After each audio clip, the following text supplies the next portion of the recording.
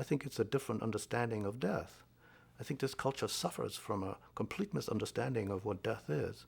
As a whole, and individuals might be different.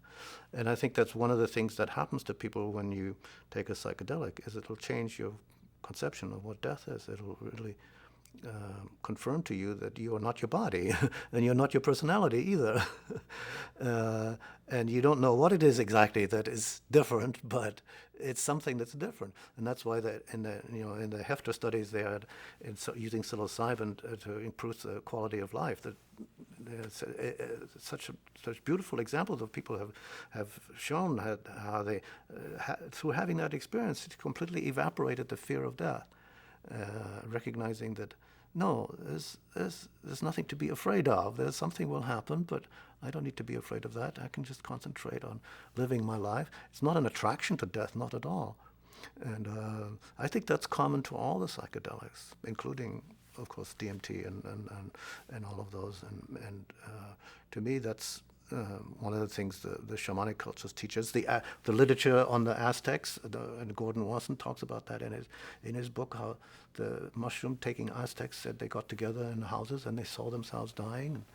And the priests thought, oh, this is ridiculous. Look at these people. They think that they see themselves dying.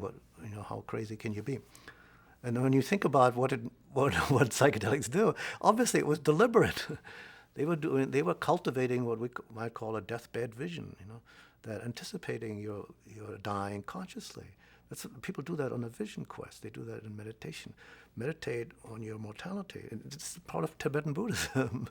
You meditate on formlessness and impermanence, and in order to get a clearer connection to your essence and the spiritual reality of the world all around us and throughout us.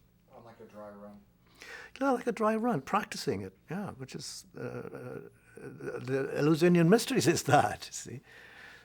Here's a ritualized presentation of this is what happens when you go into the other world, like that. And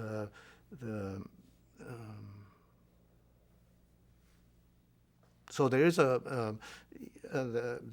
these others, 5-MeO, DMT, which is present in many different plants, and these snuffs called yopo or pena, different names, where the shamanic cultures really have died out that use them. And there's recently been some discoveries made of another tryptamine relative that's used. Actually, it's bufotenine, actually, which is, I think, 4-hydroxytryptamine, but I'm not exactly sure anymore of the exact formula, which previously nobody thought was, had any effect. Well, although it got listed on Schedule 1,